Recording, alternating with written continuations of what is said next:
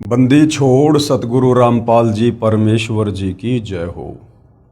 परम पिता परमात्मा सारी सृष्टि के रचनहार कुल मालिक असंख्य ब्रह्मांडों के स्वामी जगत गुरु तीनों लोकों में प्रवेश करके सबका धारण पोषण करने वाले राजाधिराज आत्माधार नाथों के नाथ देवों के देव महादेव सर्वेश्वर महेश्वर मृत्युंजय अजरो अमर आदि अनादि सनातनी प्रभु जगत पिता जगदीश्वर श्री श्री 1008 की उपाधि के वास्तविक अधिकारी अकाल मूर्त शब्द स्वरूपी राम वासुदेव सर्वगतम ब्रह्म परम पूज्य प्रथम पूज्य परम संत परम पुरुष परम धनी परम दयालु सत्य कबीर हक्का कबीर अल्लाहु अकबर बाखबर अल्लाह ताला जगत के तारणहार जगत के मुक्तिदाता जगत के जगन्नाथ हारे के सहारे हिंदुओं के राम मुसलमानों के अल्लाह सिखों के वाहिगुरु ईसाइयों के मसीह दया के सागर दयानिधि करुणा के सागर करुणानिधि स्वयंभू परिभू संकट मोचन कष्ट हरण मंगल करण दुख भंजन अविगत कबीर निर्विकार निर्विषम परमात्मा अलय अलेख सतगुरु आदि अनादि सतगुरु असली मर्यादा पुरुषोत्तम असली राम असली कृष्ण असली घनश्याम असली मुरारी राजाओं के राजा महाराजाओं के महाराजा शहंशाहों के शहंशाह सम्राटों के सम्राट भगवानों के भगवान अल्लाहों के अल्लाह प्रभुओं के प्रभु मसीहाओं के मसीह सच्चे वाहिगुरु बाबाओं के बाबा पीरों के पीर सेठों के सेठ जगत सेठ सावड़सा सेठ सर्वगुण संपन्न अनंत कोटि कलाओं के स्वामी अनंत कोटि ब्रह्मांडों के नायक योगियों में महायोगी ध्यानियों में महाध्यानी सिद्धों में परम सिद्ध ज्ञानियों में तत्व ज्ञानी ब्रह्म ज्ञानी महाज्ञानी परम ज्ञानी सर्वश्रेष्ठ ज्ञानी विज्ञानी युवा कबीर समर्थ कबीर असमवात अमित ओजा सच्चे रहनुमा करीम अल्लाह सुभान अल्लाह दुनिया के अंतिम पैगंबर 8 सितंबर 1951 से गांव धनाना जिला सोनीपत हरियाणा भारतवर्ष की पावन भूमि पे प्रकट रियल कल की भगवान श्री नारायण साकार हरि श्री बाबा साहेब नूर अनंत परमात्मा सच्चे दरवेश सच्चे बाखबर संत शिरोमणि सतगुरु रामपाल जी परमेश्वर जी के चरण कमल में आप और हम सभी भाई बहनों का अनंत कोटि दंडवत प्रणाम। सत्साई भाई और बहनों, बहुत बड़ी दया बहुत बड़ी मेहर पूज्य गुरुदेव भगवान की परमेश्वर रामपाल जी की जिनके शुभ आशीर्वाद से विशेष आशीर्वाद से उनके सत्संगों का संग्रह रूपी अमृत वचन रूपी पुस्तक ज्ञान गंगा के ऊपर वीडियो बनाने की श्रृंखला जारी है।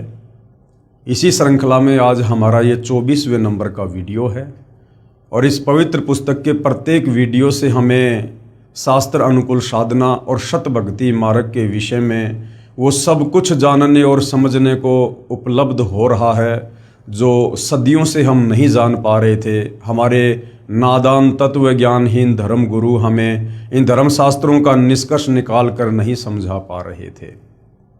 तो भाई और बहनों, इस पवित्र पुस्तक ज्ञान गंगा को पढ़ने से आपकी 101 पीढ़ी का उद्धार होगा, अर्थात उनको मोक्ष मार्ग मिलेगा। और आप जी यदि पूर्ण विश्वास के साथ सतगुरु रामपाल जी से उपदेश प्राप्त करके अगर आजीवन मर्यादाओं में रहकर इस भक्ति मार्ग पर लगे रहे तो आपका तो गुरुदेव भगवान के वचन अनुसार इसी जन्म में पूर्ण मोक्ष संभव है। तो भाई और बहनों, ये पवित्र पुस्तक ज्ञान गंगा बहुत ही महत्वपूर्ण पुस्तक है और आप और हमें जो ये मनुष्य जन्म परमपिता परमेश्वर जी ने दिया है, इस मनुष्य जन्म को यदि हमने सार्थक करना है, इससे यदि हमने मोक्ष प्राप्त करना है तो हमने सतगुरु रामपाल जी के सत्संगों को सुनना ही पड़ेगा या उनके कर कमलों से लिखित पवित्र पुस्तकों का अध्ययन करना ही पड़ेगा। अन्यथा हमें सत भक्ति मार्ग इस धरती पर कहीं और प्राप्त नहीं हो सकता है। क्योंकि भाई और बहनों, सतगुरु रामपाल जी के अमृत वचन उनके द्वारा लिखी पुस्तकें जो ज्ञान उनमें समाहित है वो सर्व धर्मों के सर्व धर्म शास्त्रों से प्रमाणित है। अर्थात इस मन को ना नुकर करने की कहीं कोई गुंजाइश नहीं रह जाएगी जिस समय आप सतगुरु रामपाल जी के ज्ञान को अच्छे से समझ लेंगे। तो भाइयों और बहनों, इस ज्ञान को अच्छे से समझने के लिए हमने सत्संग तो सुनने ही हैं, साथ में हमने सृष्टि रचना का ज्ञान भी बहुत आवश्यक है। सृष्टि रचना भक्ति मार्ग की मास्टर की है।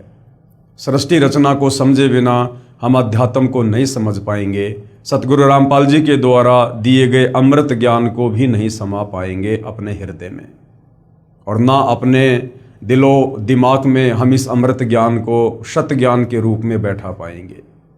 तो सृष्टि रचना का भक्ति मार्ग पर लगने से पहले समझना बहुत ही जरूरी है, और यह कंप्लीट शास्त्र प्रमाणित यथार्थ सृष्टि रचना आपको सिर्फ और सिर्फ सतगुरु रामपाल जी के पास मिलेगी। तो जब भी आप YouTube पर सतगुरु रामपाल जी के सत्संग सुनना शुरू करें तो सबसे पहले सृष्टि रचना को अवश्य सुनिएगा, या उनके द्वारा लिखित पुस्तकों में भी सृष्टि रचना का जिक्र अवश्य होता है। आप पहले सृष्टि रचना को समझें, उसके बाद फिर सतगुरु रामपाल जी के सत्संग आगे सुनें, तब आप इस अध्यात्म को समझ पाएंगे। तो भाइयों और बहनों, आज इस पवित्र पुस्तक ज्ञान गंगा पर हमारा 24वें नंबर का वीडियो है। हमने अभी तक इस पवित्र पुस्तक से अध्यात्म के विषय में बहुत कुछ जाना है, समझा है। किस प्रकार से हम पहले सतलोक में रहा करते थे, सर्व सुख वहाँ पर हम कबीर परमेश्वर जी के आशीर्वाद से मुफ्त में भोगा करते थे।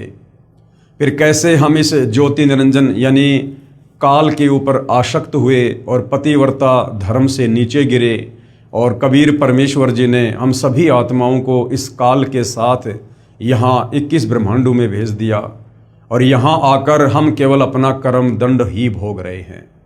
यानी सतलोक में हमने जो गलती की थी, हम यहाँ काल के 21 ब्रह्मांडों में राजा महाराजा बनकर, देवता बनकर, आम व्यक्ति बनकर, लक 84 में गधे कुत्ते शुअर बनकर, नरक में असहनीय पीड़ाओं का सामना करके, तपतशिला पर कष्ट सहन करके, जन्म और मृत्यु के चक्कर में असहनीय पीड़ाओं का सामना करते हुए हम केवल अपने कर्मों का दंड भोग रहे हैं। सतलोक में हमने जो गलती की थी, हम उसकी सजा काट रहे हैं।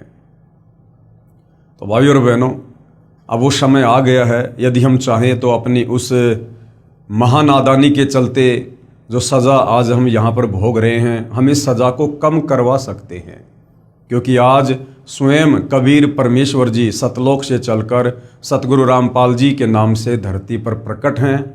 आज वे हमारी उन तमाम नादानियों को, हमारी गलतियों को क्षमा करने के लिए आए हैं।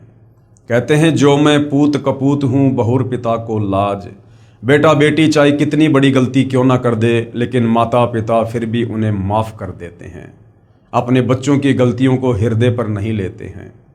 तो आज भाइयों और बहनों, हमें पुनः उस कबीर परमेश्वर ने, दयालु परमात्मा ने एक बहुत ही ज़बरदस्त सुअवसर दिया है। यदि हम चाहें तो इस शास्त्र अनुकूल शत भक्ति मार्ग को जो उन्होंने ही स्वयं आकर दिया है, हम इसको अच्छे से समझकर और उनसे उपदेश प्राप्त करके, भक्ति करके हम अपनी सज़ा को माफ़ करवा सकते हैं, कम करवा सकते हैं। लेकिन परमात्मा कहते हैं, सकल पदार्थ है जग माही, भाग बिना नर पावत नाही। इस कबीर परमेश्वर सतगुरु रामपाल जी की शरण में आना भी अपने संस्कार के ऊपर है, अपने भाग के ऊपर है। तो भाइयों और बहनों, चारों युगों में कबीर परमेश्वर जी आते हैं और हम आत्माओं को यही ज्ञान सुनाते हैं, यही ज्ञान समझाते हैं जो वे आज सतगुरु रामपाल जी के नाम से प्रकट होकर हमें सुना रहे हैं, हमें बता रहे हैं। और इस सतज्ञान को सर्व धर्मों के सर्व धर्मशास्त्रों ने भी प्रमाणित किया है। और सतगुरु रामपाल जी पूर्ण संत हैं, तत्वदर्शी संत हैं। उनके अलावा संसार में कोई कथा करने का अधिकारी नहीं, कोई गुरु पद प्राप्त करके आगे दीक्षा देने का अधिकारी नहीं, कोई किसी का मोक्ष करवाना उनके अलावा संभव नहीं। और भाइयों और बहनों, हमारे धर्मशास्त्रों में पूर्ण संत की पूर्ण पहचान है, वो भी सतगुरु रामपाल जी ने हमें वेद और गीता से बताई है, समझाई है। साथ ही जो विश्व के जाने माने भविष्य वक्ता हैं, जिन्होंने सैकड़ों वर्ष पूर्व ही अपनी भविष्यवाणियाँ कर दी थी, आज उन भविष्य वक्ताओं की भविष्यवाणियाँ सतगुरु रामपाल जी पर खरी उतर रही हैं। तो भाइयों और बहनों, आप और हमने आज सतगुरु रामपाल जी को पूर्ण संत के रूप में पहचान कर और उनसे सत उपदेश लेकर अपनी आत्मा का कल्याण करवाने से पीछे नहीं रहना चाहिए। अन्यथा यदि एक बार ये सु अवसर हमारे हाथ से निकल गया, और सु अवसर हमारे हाथ से निकलेगा जिस समय ये मनुष्य जन्म छूट जाएगा, या सतगुरु रामपाल जी स्वयं सतलोक को वापस चले जाएंगे। उसके बाद इस धरती पर हमें कोई ये बातें बताने वाला नहीं होगा, हमें कोई मोक्ष प्रदान करवाने वाला नहीं होगा, और हम फिर से अनंत युगों के लिए इस काल बलि के 21 ब्रह्मांड में सजा काटने के लिए यहीं पर रह जाएंगे। तो भाई और बहनों, आज उस महापुरुष, परम दिव्य पुरुष, तेजपुंज के व्यक्तित्व के धनी, जो स्वयं सतलोक से चलकर पृथ्वी पर अवतरित हुए हैं, उस महापुरुष परम पूज्य गुरुदेव सतगुरु रामपाल जी के लीला में जीवन को हम थोड़ा सा समझेंगे, ताकि हमारा विश्वास दृढ़ हो कि किस प्रकार से उन्होंने सतलोक से चलकर गति करके धरती पर प्रकट होकर यहाँ एक आम व्यक्ति, आम संत की भांति लीला करते हुए आप और हम तक ये अमृत ज्ञान पहुँचा रहे हैं। तो पवित्र पुस्तक ज्ञान गंगा, जिसमें पूज्य गुरुदेव सतगुरु रामपाल जी का संक्षिप्त लीला में जीवन परिचय लिखा हुआ है, ये पवित्र पुस्तक ज्ञान गंगा है जो आप जियों के सामने है। पेज नंबर 168 है। सतगुरु रामपाल जी महाराज का संक्षिप्त परिचय, संक्षिप्त लीला में परिचय होना चाहिए। संक्षिप्त परिचय तो किसी का भी हो सकता है भाई और बहनों, किसी सरपंच का, किसी विधायक का, किसी देव का, किसी महादेव का, लेकिन वास्तव में जो लीलाधर है, वास्तव में जो लीला करने के लिए आते हैं, वो कबीर परमात्मा स्वयं सतगुरु रूप में आते हैं।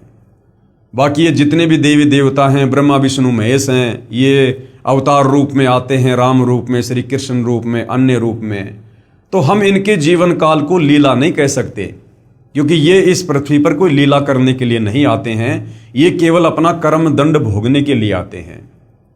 जैसे विष्णु जी को नारद जी का श्राप लगा, तो त्रेता युग में वो अपना कर्म दंड भोगने के लिए और यहाँ पर श्री रामचंद्र रूप में एक जीवन जी कर गए। रामचंद्र वाले जीवन में उन्होंने बाली को धोखे से मारा, एक नया उनका वो कर्म बन गया। फिर उस कर्म दंड को भोगने के लिए दोबारा श्री कृष्ण जी रूप में द्वापर में आए। तो हमें इस 21 ब्रह्मांड में जो मुख्य शक्तियाँ आप और हमें दिखाई देती हैं, ब्रह्मा विष्णु महेश, ये जब यहाँ पर अवतार धारण करके आते हैं तो हम इनके जीवन को लीला में जीवन नहीं कह सकते। लेकिन कबीर परमेश्वर जी, जिनके ऊपर कोई कर्म दंड लागू नहीं होता है, वो इन कर्म और भ्रमों से दूर हैं। वो तो दुनिया के कर्म दंड काटने के लिए आते हैं, दुनिया की भ्रमणाओं का समाधान करने के लिए आते हैं। तो कबीर परमेश्वर जी जब सतगुरु रूप में, तत्वदर्शी संत के रूप में धरती पर प्रकट होकर लीला करते हैं, तो उनके लीला में जीवन काल को समझने के लिए हमने लीला में संक्षिप्त जीवन परिचय शब्द का ही प्रयोग करना चाहिए।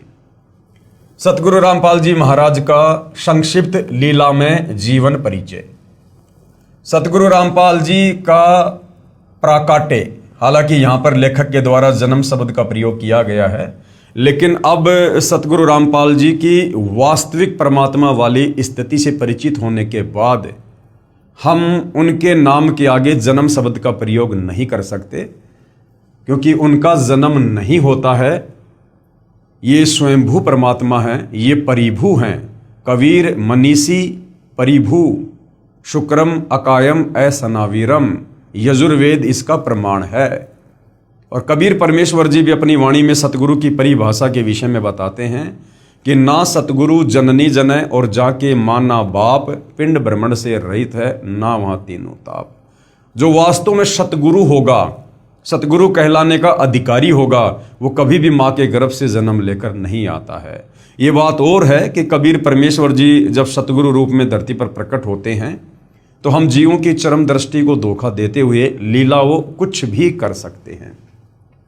लेकिन इस सत्य ज्ञान से परिचित होने के बाद और सतगुरु की परिभाषा से परिचित होने के बाद हम अपने पूज्य गुरुदेव भगवान परमेश्वर का प्रयोग नहीं कर सकते। सतगुरु रामपाल जी का प्राकाटे 8 सितंबर 1951 को गांव धनाना, जिला सोनीपत, हरियाणा में एक किसान परिवार में हुआ। पढ़ाई पूरी करके हरियाणा प्रांत में सिंचाई विभाग में जूनियर इंजीनियर की पोस्ट पर 18 वर्ष कार्यरत रहे। सन 1988 में परम संत राम देवानंद जी से दीक्षा प्राप्त की तथा तन मन से सक्रिय होकर स्वामी राम देवानंद जी द्वारा बताए भक्ति मार्ग से साधना की तथा परमात्मा का साक्षात्कार किया। अब देखिए भाई और बहनों, इस पुस्तक के जो लेखक हैं वो भगत हैं और इस पुस्तक में जो ज्ञान है वो सतगुरु रामपाल जी के सत्संगों का संग्रह है। लेकिन लेखक की एक अपनी सोच है, क्योंकि लेखक एक भगत है, परमात्मा नहीं है। तो लेखक ने जैसा सतगुरु रामपाल जी को जाना है, पहचाना है, उस हिसाब से लेखक यहां पर अपने विचार व्यक्त कर रहा है। तो लेखक में भिन्नता होती है। इसलिए आप जो इस पवित्र पुस्तक पर वीडियो देख रहे हैं, तो जैसा हमने सतगुरु रामपाल जी को उन्हीं के आशीर्वाद से जाना है, पहचाना है, अंश मात्र उनकी महिमा से परिचित हुए हैं, उस आधार से हम तो यही कहेंगे कि सन 1988 में यहाँ पर जो ये परम संत है, ये शब्द आदरणीय राम देवानंद जी के नाम से पहले प्रयोग नहीं होना चाहिए, क्योंकि परम संत एक समय में धरती पर एक ही होता है। परम संत कहो या पूर्ण संत कहो या तत्वदर्शी संत कहो, ये भूमिका स्वयं सतलोक से चलकर कबीर परमात्मा स्वयं ही निभाते हैं। और एक समय में धरती पर दो परम संत नहीं हो सकते हैं। तो आदरणीय राम देवानंद जी, जो कि सतगुरु रामपाल जी के मुंह बोले गुरुदेव की जिन्होंने भूमिका की है, तो जाहिर सी बात है वो सतगुरु रामपाल जी के समकालीन रहे हैं, क्योंकि उनका आपस में लीलामय तरीके से गुरु शिष्य का नाता रहा है। तो परम संत तो उनमें से एक ही हो सकता है, दो तो नहीं हो सकते। जैसे आज से लगभग 650 साल पहले कबीर परमेश्वर जी बनारस के काशी में प्रकट हुए और उन्होंने पंडित रामानंद जी को अपना मुंह बोला गुरु धारण किया। और कहने को तो जगत वालों के सामने उस समय कबीर जी, जो कि परम संत थे, पूर्ण संत थे, तत्वदर्शी संत थे, वो गुरु शिष्य परंपरा को बनाए रखने के लिए और पंडित रामानंद जी को अपना गुरुदेव कहा करते थे, अपना परमात्मा कहा करते थे, उनको परम संत, पूर्ण संत कहा करते थे। लेकिन लोग दिखावे में, दुनिया की नजरों में, असल में पंडित रामानंद जी के गुरु कबीर जी थे। ठीक वही लीला, वही भूमिका भाई और बहनों वर्तमान में भी निभाई गई है, क्योंकि सतगुरु रामपाल जी के रूप में वही परम शक्ति, वही कबीर देव पुनः धरती पर प्रकट हुए हैं 8 सितंबर 1951 को। और आज से 650 साल पहले कबीर जी ने आदरणीय धर्मदास जी के द्वारा जब कबीर सागर लिखवाया, तो उन्होंने पहले ही वर्तमान समय के लिए कह दिया था कि 12वें पंथ हम ही चल आवें और सब पंथों को मिटाकर एक पंथ चलावें। कि धर्मदास आगे चलकर जब 12वां पंथ चल चुका होगा, तो उस 12वें पंथ के अंत में मैं कबीर खुद ही जाऊंगा और एक नया पंथ चलाऊंगा और अपने ज्ञान को संसार में फैलाऊंगा। तो कबीर परमेश्वर जी की वाणियां तो मिथ्या नहीं हो सकती हैं, क्योंकि साध वचन पलटे नहीं, चाहे पलट जाए ब्रह्मांड। कबीर वाणी कभी भी फैल नहीं हो सकती है। अगर उन्होंने कहा है कि मैं स्वयं ही जाऊंगा, तो उन्होंने वर्तमान में स्वयं ही आना था और वे स्वयं ही आए हैं। 12वें पंथ के अंतिम गुरु आदरणीय राम देवानंद जी थे और 12वें पंथ में ही कबीर परमेश्वर जी ने आना था अपनी वाणी के अनुसार कि 12वें पंथ हम ही चल आवें। तो 8 सितंबर 1951 को सतगुरु रामपाल जी धरती पर लीलामय तरीके से ये प्रकट हुए। उसके बाद 17 फरवरी 1988 को इन्होंने अपनी पूर्व योजना के तहत एक अच्छी आत्मा आदरणीय राम देवानंद जी को अपना मुंह बोला गुरु धारण किया।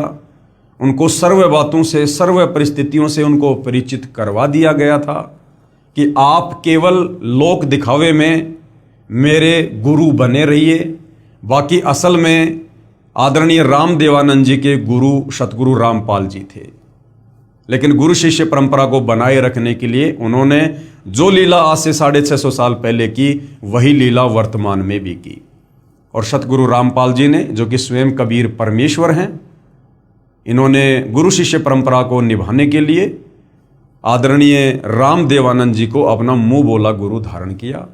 और जैसा कि गुरु शिष्य का नाता होता है, उस आधार से स्वयं सारी सृष्टि के मालिक होते हुए, जगत गुरु होते हुए सतगुरु रामपाल जी ने अपने गुरुदेव को, अपने मुंह बोले गुरुदेव को, आदरणीय राम देवानंद जी को कभी सतगुरु कहा, कभी परमात्मा कहा, कभी बंदी छोड़ कहा, तो कभी परम संत कहा। जबकि असल में ये जितनी भी उपाधियां हैं ये सतगुरु रामपाल जी के लिए हैं।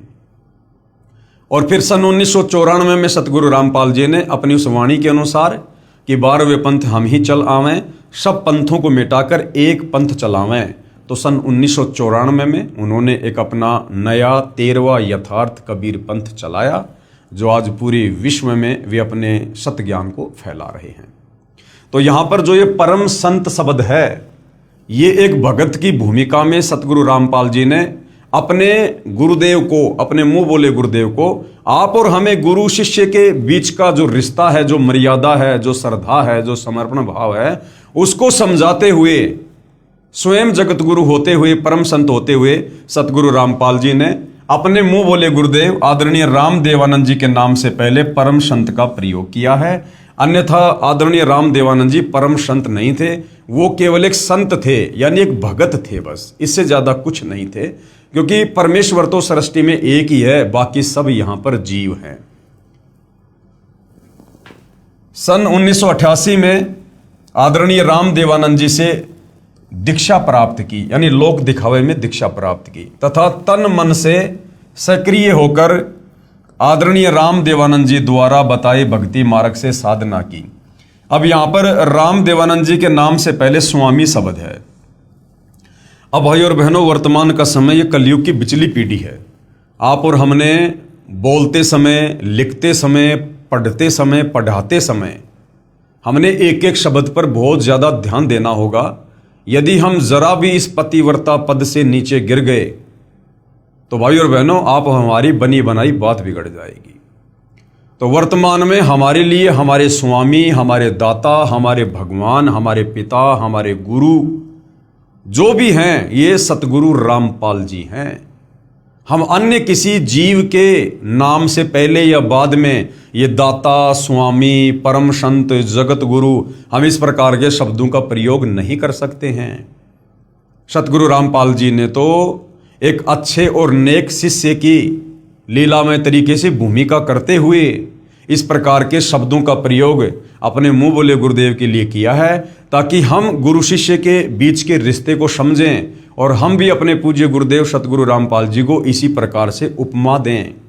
तो आप और हमें गुरु की महिमा समझाने के लिए उन्होंने एक अच्छे शिष्य की भूमिका की है, और उस भूमिका के तहत उन्होंने आदरणीय राम देवानंद जी के नाम से कभी परम संत लगाया, कभी स्वामी शब्द लगाया, तथा तन मन से सक्रिय होकर आदरणीय राम देवानंद जी द्वारा बताए भक्ति मार्ग से साधना की तथा परमात्मा का साक्षात्कार किया। अब सतगुरु रामपाल जी तो स्वयं ही परमात्मा हैं, भला परमात्मा अपना क्या साक्षात्कार करेंगे? तो ये भी एक प्रकार से सारा का सारा लीलामय खेल है। सतगुरु रामपाल जी को कोई परमेश्वर का साक्षात करने की आवश्यकता नहीं है, क्योंकि ये स्वयं ही परमात्मा है। लेकिन इस प्रकार के शब्दों का प्रयोग क्यों किया जाता है भाई और बहनों? यदि वे डायरेक्ट कह दे कि मैं परमात्मा हूं, तो आप और हम इस काल के 21 ब्रह्मांड में फंसे हुए प्राणी, हमारी सोच इतनी छोटी है, इतनी संकीर्ण है कि हमारा हृदय इन बातों को स्वीकार जल्दी से नहीं कर पाएगा, और हमारे मन में तरह तरह का दोष गुरुदेव के प्रति उत्पन्न हो जाएगा कि देखो, एक इंसान होकर, एक व्यक्ति होकर अपने आप को भगवान कहता है, परमात्मा कहता है कि मैं ही कबीर हूं। और गुरु के प्रति यदि इतना भी मन में दोष आ गया तो फिर हम मोक्ष प्राप्त नहीं कर सकते, हमारी भक्ति कमाई नष्ट हो जाती है। तो स्वयं कबीर परमेश्वर होते हुए भी उन्होंने बहुत सारी लीलाएं एक आम व्यक्ति की भांति करनी पड़ती है आप और हमें इस अध्यात्म को समझाने के लिए। और जब हम उनके आशीर्वाद से, उनकी क्षणिक लीलाओं से परिचित हो जाते हैं, उसके बाद फिर हम स्वयं ही डिसीजन लेने में सक्षम हो जाएंगे कि वास्तव में पूज्य गुरुदेव भगवान क्या परम शक्ति है। सतगुरु रामपाल जी को नाम दीक्षा 17 फरवरी 1988 को फाल्गुन महीने की अमावस्या को रात्रि में प्राप्त हुई, जो कि नास्त्रदमस जी की भविष्यवाणी में लिखा हुआ है। उस समय सतगुरु रामपाल जी महाराज की आयु, हम यहाँ पर आयु शब्द का डायरेक्ट प्रयोग सतगुरु रामपाल जी के लिए नहीं कर सकते हैं, क्योंकि सतगुरु रामपाल जी स्वयं कबीर भगवान हैं और कबीर भगवान की कोई आयु नहीं होती है। तो हम यहाँ पर ये शब्द यूज करेंगे, लीला में आयु। उस समय सतगुरु रामपाल जी महाराज की लीला में आयु 37 वर्ष थी और उपदेश दिवस यानी दीक्षा दिवस को संत मत में उपदेशी भगत का आध्यात्मिक जन्मदिन माना जाता है। यानी वास्तव में हमारा जो असली जन्म है वो उस दिन होता है जिस दिन हमें परम संत से नाम उपदेश प्राप्त होता है, क्योंकि उसी दिन से हम इस मनुष्य जीवन को, जिस विशेष मकसद के लिए हमें ये प्राप्त होता है, हम इस मनुष्य जीवन से वो काम शुरू करते हैं, यानी भक्ति, मोक्ष प्राप्ति के मार्ग पर चलना। कब? जिस दिन हमें परम संत से ये जो है तत्व ज्ञान उपदेश प्राप्त होता है। तो भगत का वास्तव में जो जन्म होता है वो उस दिन होता है जिस दिन उसे परम संत से नाम दीक्षा प्राप्त होती है। उपरोक्त विवरण श्री नास्त्रदमस जी की उस भविष्यवाणी से पूर्ण मेल खाता है जो पेज संख्या 44-45 पर लिखी है। जिस समय उस तत्व दृष्टा सायरन यानी धार्मिक नेता का आध्यात्मिक जन्म होगा, उस दिन अंधेरी अमावस्या होगी। उस समय उस विश्व नेता की आयु 16, 20, 25 वर्ष नहीं होगी। वह तरुण नहीं होगा, बल्कि वह प्रौढ़ होगा, यानी ना बूढ़ा होगा ना जवान होगा। और वह 50 और 60 वर्ष के बीच की उम्र में संसार में प्रसिद्ध होगा। वह सन 2006 होगा। तो नास्त्रदमस जी की भविष्यवाणी के अनुसार एक एक शब्द सतगुरु रामपाल जी के लीला में जीवन के ऊपर खरे उतर रहे हैं। सन 1993 में आदरणीय राम देवानंद जी महाराज ने आपको यानी सतगुरु रामपाल जी को सत्संग करने की आज्ञा दी। भाई आज्ञा तो परमात्मा देते हैं सत्संग करने की, सेवा करने की। तो यहां पर हम सीधे शब्दों में ये नहीं कह सकते कि आदरणीय राम देवानंद जी ने सतगुरु रामपाल जी को सत्संग करने की आज्ञा दी। सारी सृष्टि के मालिक को, जगत गुरु को कौन आज्ञा दे सकता है? ये आते हैं स्वयं सतलोक से चलकर हमें आज्ञा देने के लिए। तो लीलामय तरीके से आप जी को सत्संग करने की आज्ञा दी, आप जी के ही आदेश अनुसार। तथा सन 1994 में नामदान करने की लीलामय तरीके से आज्ञा प्रदान की। भक्ति मार्ग में लीन होने के कारण, अब भाई और बहनों हम ये नहीं कह सकते परमात्मा के लिए कि भक्ति मार्ग में लीन होने के कारण। भक्ति मार्ग में तो भगत ने लीन होना चाहिए। परमेश्वर तो भक्ति दान करने के लिए आते हैं। तो यहां पर यह लिखना चाहिए कि संसार को सत भक्ति मार्ग देने में लीन होने के कारण जेई की पोस्ट से त्याग पत्र दे दिया। यानी सतगुरु रामपाल जी ने, जैसा कि इस काल के लोग की व्यवस्था है, कोई नौकरी करता है, कोई मजदूरी करता है, उस आधार से इन्होंने भूमिका करते हुए और जूनियर इंजीनियर की छोटी सी नौकरी भी अपने भरण पोषण के लिए जो है वो करके दिखाई। जेई की पोस्ट से त्यागपत्र दे दिया, जो हरियाणा सरकार द्वारा 16/5 सन 2000 को पत्र नंबर 3492-3500 डेट 16/5/2000 के तहत स्वीकृत है। सन 1994 से 1998 तक सतगुरु रामपाल जी महाराज ने घर घर, गांव गांव, नगर नगर में जाकर सत्संग किया। आदरणीय गरीबदास जी के सदग्रंथ साहिब को आधार बनाकर, यानी 5वें वेद सूक्ष्म वेद को उन्होंने गांव गांव जाकर, नगर नगर जाकर समझाया। बहुत संख्या में अनुयायी हो गए, साथ साथ ज्ञानहीन संतों का विरोध भी बढ़ता गया। सन 1999 में गांव करोथा, जिला रोहतक, हरियाणा में सतलोक आश्रम करोथा की स्थापना की तथा 1 जून 1999 से 7 जून 1999 तक परमेश्वर कबीर जी के प्रकट दिवस पर 7 दिवसीय विशाल सत्संग का आयोजन करके आश्रम का प्रारंभ किया तथा महीने की प्रत्येक पूर्णिमा को 3 दिन का सत्संग प्रारंभ किया। दूर दूर से श्रद्धालु सत्संग सुनने आने लगे तथा तत्व ज्ञान को समझकर बहुत संख्या में अनुयायी यानी भगत बनने लगे। चंद दिनों में सतगुरु रामपाल जी महाराज जी के भक्तों की संख्या लाखों में पहुंच गई। जिन ज्ञानहीन संतों व ऋषियों के अनुयायी सतगुरु रामपाल जी के पास आने लगे तथा अनुयायी बनने लगे, फिर उन अज्ञानी आचार्यों तथा संतों से प्रश्न करने लगे कि आप सारा ज्ञान अपने सदग्रंथों के विपरीत बता रहे हैं। क्योंकि सतगुरु रामपाल जी के सत्संगों का आधार हमारे धर्म ग्रंथ हैं, धर्मशास्त्र हैं।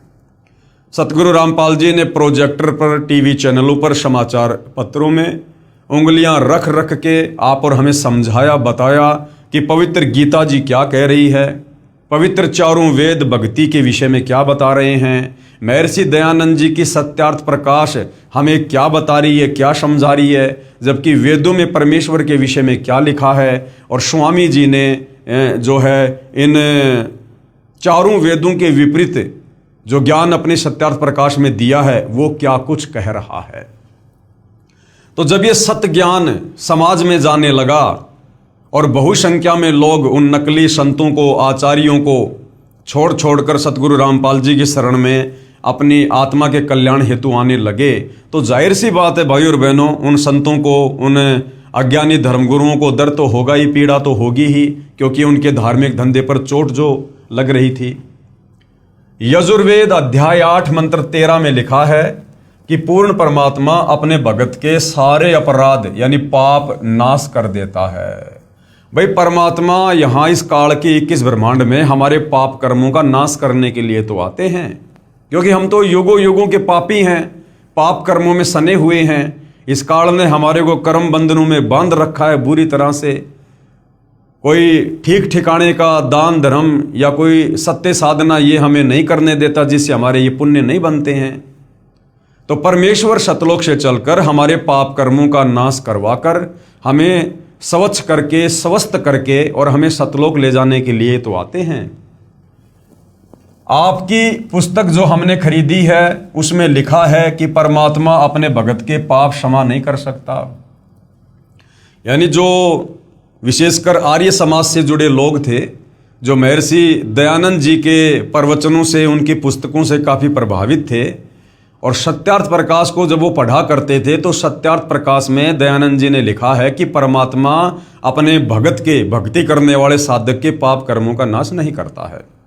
और जब सतगुरु रामपाल जी ने यजुर्वेद अध्याय 8 मंत्र 13 में लिखा हुआ बताया कि देखो भाई, हमारे वेद तो कह रहे हैं कि परमात्मा सतलोक से चलकर भक्ति करने वाले भगत के पाप कर्मों का नाश कर देता है, तो फिर आर्य समाज से जुड़े वो लोग वापस अपने घर जाकर और हमारे पवित्र वेदों का हवाला देकर अपने आचार्यों से, धर्म गुरुओं से सवाल जवाब करने लगे कि भाई आप तो कहते हो कि श्री दयानंद जी की जो सत्यार्थ प्रकाश है वो वेदों पर आधारित है, जबकि हमारे वेद क्या कह रहे हैं और सत्यार्थ प्रकाश वेदों के विरुद्ध व्याख्या दे रही है।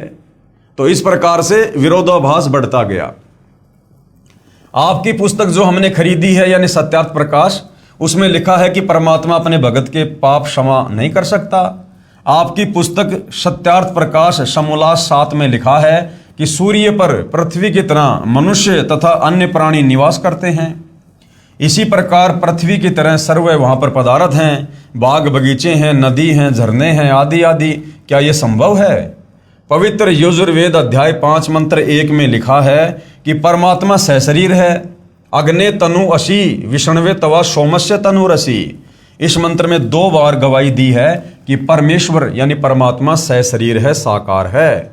उस अमर पुरुष परमात्मा का सर्व के पालन करने के लिए शरीर है, अर्थात परमात्मा जब अपने भक्तों को तत्व ज्ञान समझाने के लिए कुछ समय अतिथि रूप में इस संसार में आता है, तो अपने वास्तविक तेजोमय शरीर पर हल्के तेज पुंज का शरीर ओढ़ कर आता है। क्योंकि सतलोक में कबीर परमेश्वर के शरीर का इतना नूर है, इतना तेज है कि उनके शरीर के एक बाल में करोड़ सूर्य, करोड़ चंद्रमा, इससे भी ज्यादा रोशनी है। अब यदि वो कबीर परमात्मा अपने वास्तविक तेजोमय रूप में इस पृथ्वी पर आ भी जाए, तो हम उनको देख ही नहीं पाएंगे, क्योंकि परमेश्वर का शरीर पारदर्शी है, बहुत तेजोमय है।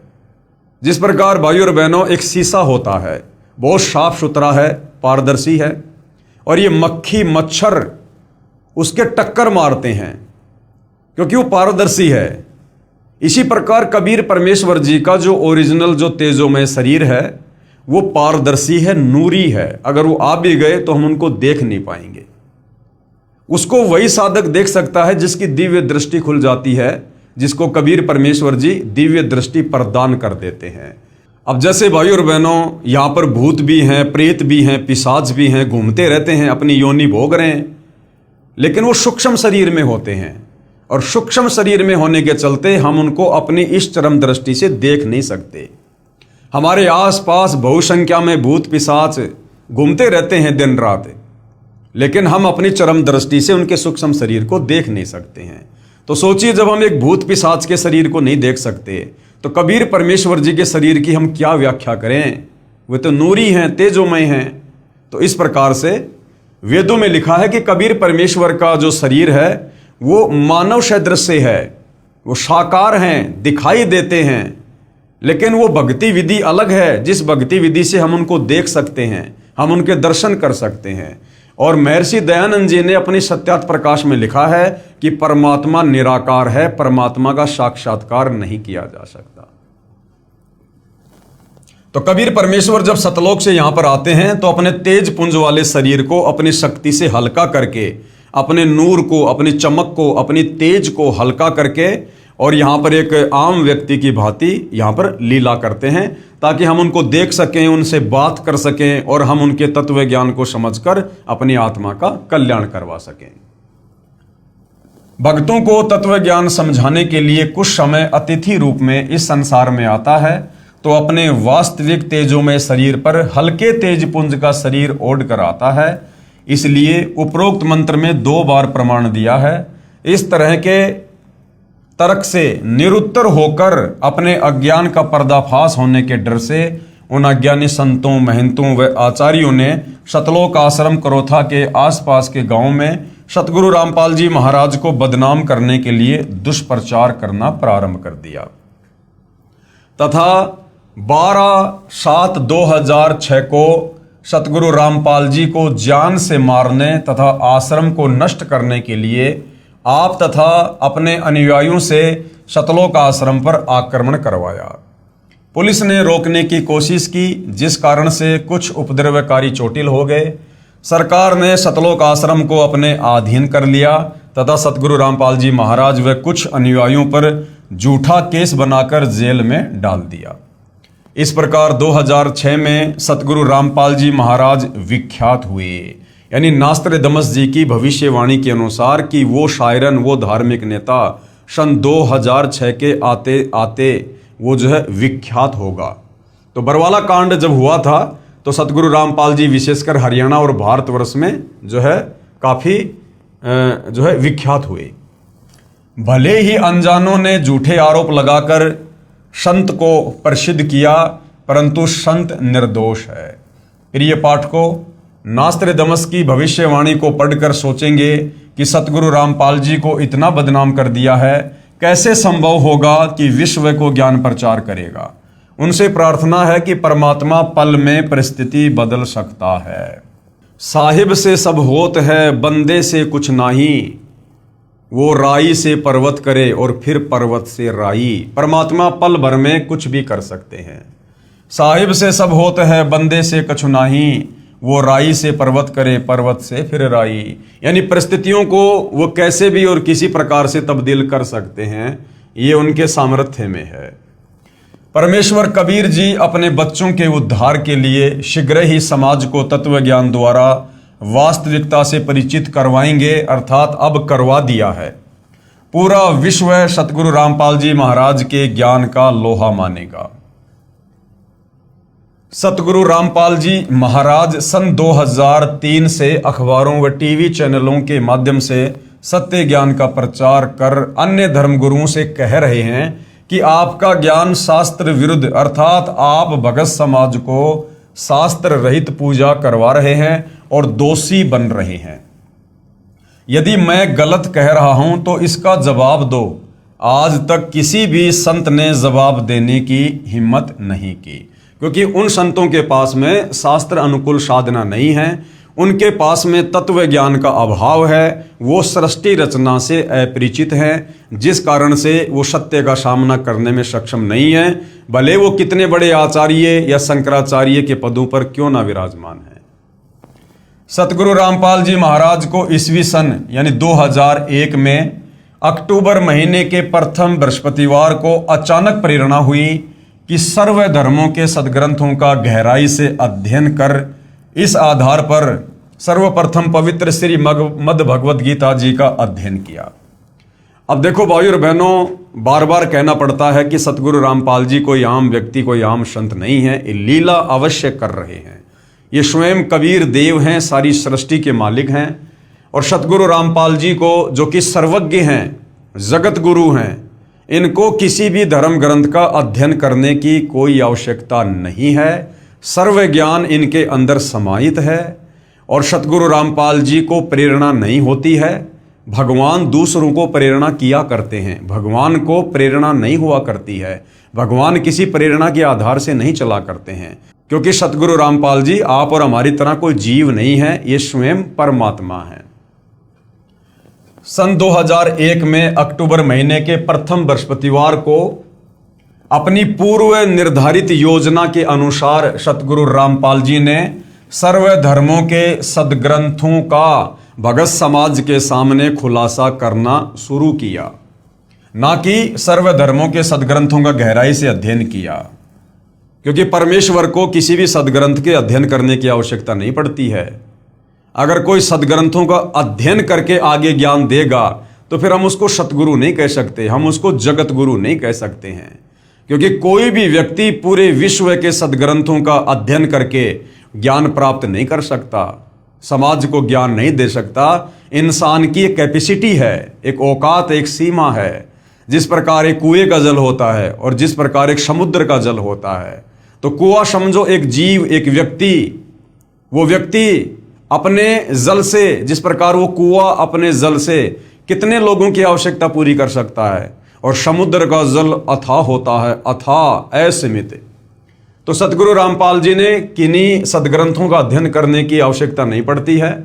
वे स्वयं परिपूर्ण हैं, सर्वज्ञ हैं, सर्व सिद्धियों के स्वामी हैं। वे दुनिया को अध्ययन करवाते हैं। तो भगत समाज के सामने एक आम व्यक्ति की, एक आम संत की लीला करते हुए उन्होंने इस प्रकार की भूमिकाओं को जन्म देना पड़ता है। इस आधार पर सर्वप्रथम पवित्र श्री मद भगवत गीता जी का अध्ययन किया तथा पुस्तक गहरी नजर गीता में रचना की, तथा उसी आधार पर सर्वप्रथम राजस्थान प्रांत के जोधपुर शहर में मार्च 2002 में सत्संग प्रारंभ किया। इसलिए नास्त्रदमस जी ने कहा है कि विश्व धार्मिक हिंदू संत अर्थात सायरन 50 वर्ष की उम्र में अर्थात 2001 गे ज्ञाता होकर प्रचार करेगा। सतगुरु रामपाल जी महाराज का प्राकाट्य ना कि जन्म पवित्र हिंदू धर्म में सन 1951 में 8 सितंबर को गांव धनाना, जिला सोनीपत, प्रांत हरियाणा, भारत में एक किसान परिवार में हुआ। अब भाइयों और बहनों, जन्म क्यों नहीं कह सकते? क्योंकि आदरणीय गरीबदास जी, जो लगभग 300 साल पहले गांव छुड़ानी, जिला झज्जर, हरियाणा में हुए हैं, वो कबीर परमेश्वर जी के सत्य ज्ञान से परिचित हुए। कबीर परमात्मा जी जिंदा बाबा के रूप में सतलोक से चलकर धरती पर प्रकट हुए, उनको अपना ज्ञान दिया, नाम दिया। फिर उसके बाद गरीबदास जी की आत्मा को शरीर से निकालकर सतलोक ले गए, उन्हें सर्व ब्रह्मांडों की रचना से परिचित करवाया, उनका ज्ञान योग खोला और वापस उन्हें उस शरीर में छोड़ा। उसके बाद आदरणीय गरीबदास जी ने कलम तोड़ महिमा अपने पूज्य गुरुदेव बंदी छोड़ कबीर साहिब जी की है। तो उनका जो ग्रंथ है आदरणीय गरीबदास जी का सदग्रंथ साहिब, उसमें से कुछ वाणियां निकालकर सतगुरु रामपाल जी ने हमें त्रिकाल संध्या के तहत दोपहर की आरती बना कर दी है, जिसको असुर निकंदन रमेणी कहते हैं। तो असुर निकंदन रमेणी में आदरणीय गरीबदास जी ने अपने पूज्य गुरुदेव के लिए कुछ कहा है। गरीबदास जी के पूज्य गुरुदेव कौन? जिंदा महात्मा कबीर परमेश्वर। तो गरीबदास जी ने कहा कि सतगुरु दिल्ली मंडल आईसी और सूती धरणी सूम जगाईसी, यानी मेरे गुरुदेव बंदी छोड़ कबीर आगे चलकर कलयुग की बिचली पीढ़ी में दिल्ली मंडल में आएंगे। तो 8 सितंबर 1951 को दिल्ली मंडल में आदरणीय गरीबदास जी के ही सतगुरु आए हैं। कौन? सतगुरु रामपाल जी। और आदरणीय गरीबदास जी के सतगुरु कौन? स्वयं कबीर परमात्मा। तो सतगुरु रामपाल जी कौन हुए? स्वयं कबीर भगवान। अब कबीर भगवान फिर जन्म लेकर नहीं आएगा, वो प्रकट ही होता है। इस प्रकार सन 2001 में सतगुरु रामपाल जी महाराज की लीला में आयु 50 वर्ष बनती है। सो नास्त्रदमस के अनुसार खरी है, इसलिए वह विश्व धार्मिक नेता सतगुरु रामपाल जी महाराज ही हैं, जिनकी अध्यक्षता में भारतवर्ष पूरे विश्व पर राज्य करेगा। पूरे विश्व में एक ही ज्ञान यानी भक्ति मार्ग चलेगा, एक ही कानून होगा, यानी जो नियम सतगुरु रामपाल जी बनाएंगे वही लागू होंगे। कोई दुखी नहीं होगा, विश्व में पूर्ण शांति होगी। जो विरोध करेंगे अंत में वे भी पश्चाताप करेंगे तथा तत्व ज्ञान को स्वीकार करने पर विवश होंगे और सर्व मानव समाज मानव धर्म का पालन करेगा और पूर्ण मोक्ष प्राप्त करके सतलोक जाएंगे। जिस तत्व ज्ञान के विषय में नास्त्रदमस जी ने अपनी भविष्यवाणी में उल्लेख किया है कि उस विश्व विजेता संत के द्वारा बताए शास्त्र प्रमाणित तत्व ज्ञान के सामने पहले के सभी संत निष्प्रभ यानी असफल हो जाएंगे तथा सभी को नम्र होकर झुकना पड़ेगा। उसी के विषय में परमेश्वर कबीर बंदी छोड़ जी ने अपनी अमृतवाणी में पवित्र कबीर सागर ग्रंथ में, जो संत धर्मदास जी द्वारा लगभग 550 वर्ष पहले लिपिबद्ध किया गया है, कहा है कि एक समय आएगा जब पूरे विश्व में मेरा ही ज्ञान चलेगा।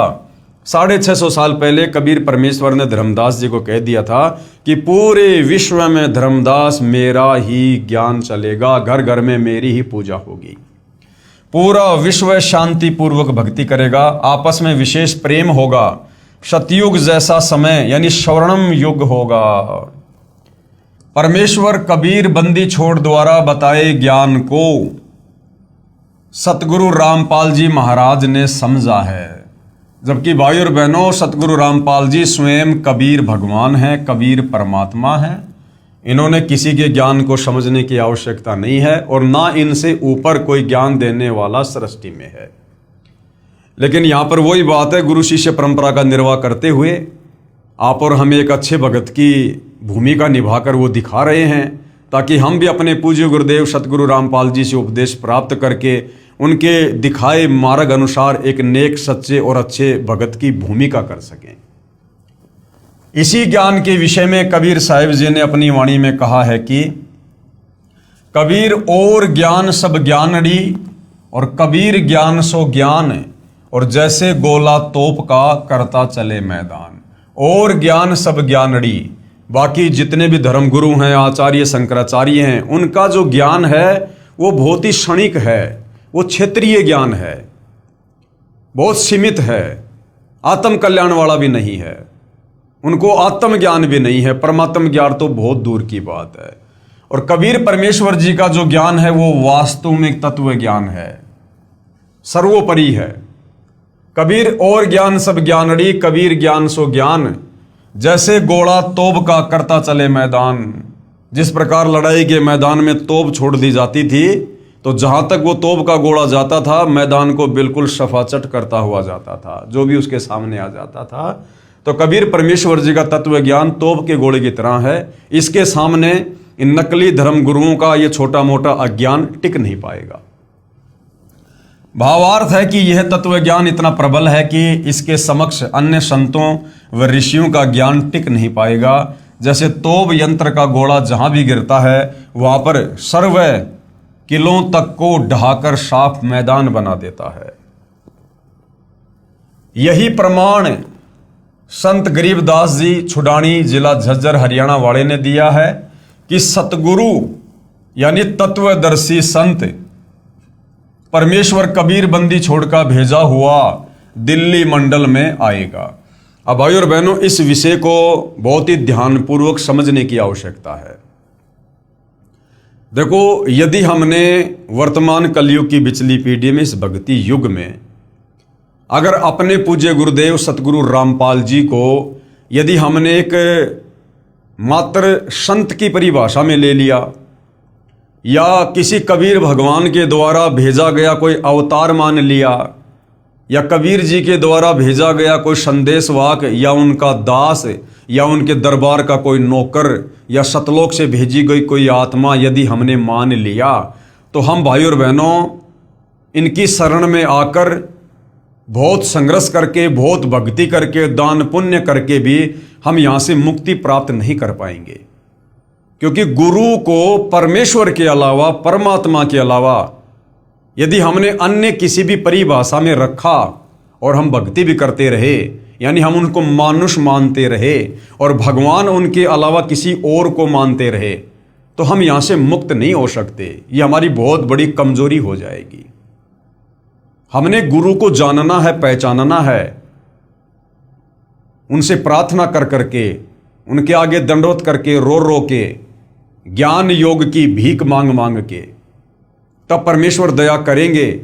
वो दया ही करने आते हैं, हमारे से अपनी पहचान ही करवाने आते हैं, यदि वास्तव में हम मोक्ष चाहते हैं तो यहां पर आपको दो तरह की बातें देखने को मिलेंगी और दोनों बातें हमने समझने की भी आवश्यकता है। यही प्रमाण सतगुरु गरीबदास जी छुडानी जिला झज्जर हरियाणा वाले ने दिया है कि सतगुरु यानी तत्वदर्शी संत, सतगुरु को उन्होंने कोष्टक में क्या लिखा है कि सतगुरु कौन होता है? सतगुरु होता है तत्वदर्शी संत। परमेश्वर कबीर बंदी छोड़कर भेजा हुआ दिल्ली मंडल में आएगा।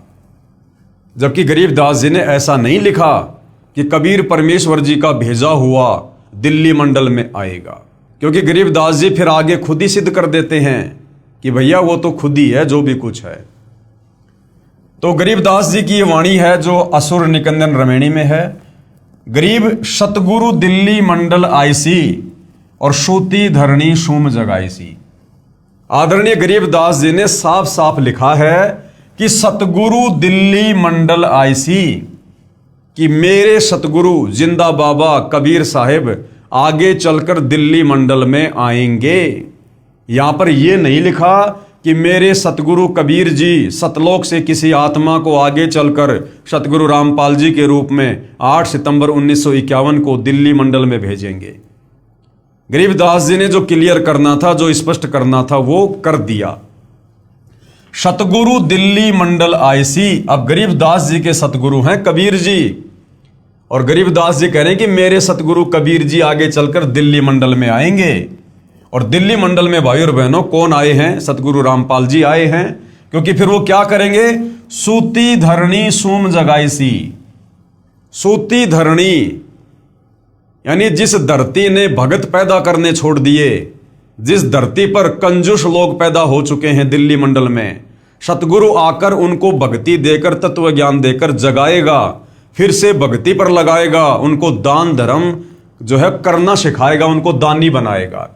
तो यहां पर गरीबदास जी ने यह नहीं कहा कि कोई आत्मा आएगी या कबीर जी किसी को भेजेंगे।